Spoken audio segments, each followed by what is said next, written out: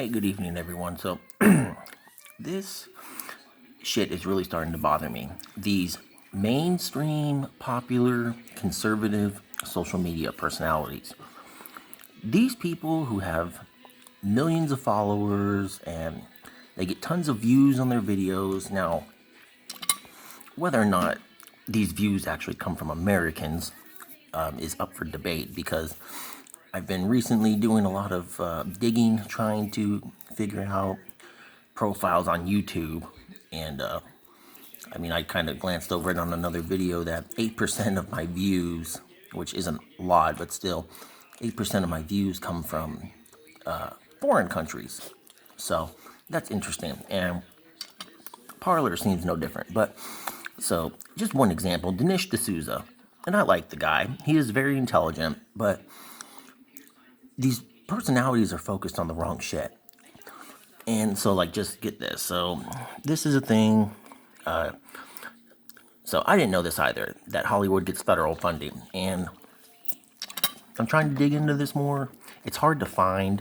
You know who gets a lot of support, though, is military movies from the Pentagon. So, now it's a little weird. It's not funding directly. I mean, like it says right here, you can rent an aircraft carrier for $1 million. It definitely depends on what's going on. You know, if we were in a real war, obviously, they're not going to let a film crew come on a carrier. And I mean, I was stationed on a carrier. And, you know, for movie nights and stuff when we were deployed, I mean, James Cameron came on, I think it was, if he was the one who directed that stupid fucking movie with the blue people. Shows you how little I watch his movies. We had Christian Slater on, and what's her name? The Rodriguez chick from Fast and the Furious. So you can show how little. It shows how little I care. But movies like The Sum of All Fears. They got some help for that. You know, the Pentagon will read these scripts and greenlight ones they like. Obviously, they're not going to greenlight anti-war ones. But this is funny right here. Right here. So Will Smith's Navy pilot character was dating a stripper, which was considered inconsistent with military ethics. Well, anyone who's been in the military, yeah.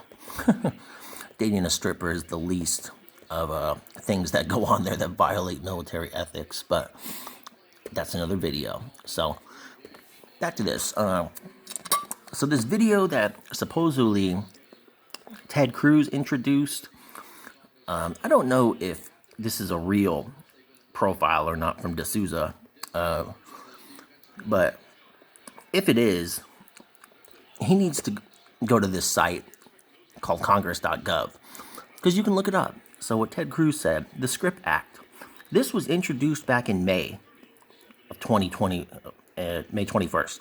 So this is not new. This was not just introduced. This is fucking 7 months old.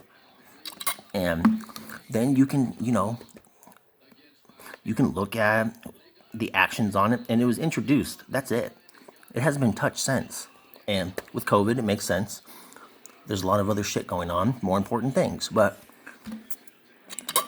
it's perfectly timed, and this is why I'm starting to believe more and more that all this shit is orchestrated, because when you read the text, so you click on text, and then you can start reading it, and then it tells you the details of it. And it's all about giving federal aid to videos that are going to be edited for use in China. And I Googled some earlier, some movies that were edited for China. Titanic was one, and Skyfall was the other. And that was a list of 15 that I looked up. So 2 out of the 15 movies I had seen. A lot of the movies were Marvel fucking movies, which I don't watch, Transformers and shit like that. So how much funding they're getting, I'll research it more. But I mean, my main point is these right-wing, mainstream, conservative fucking social media personalities are not making people focus on the important issues right now. They're just, I don't know if they're doing it on purpose or they're just fucking stupid. But it's really starting to bother me.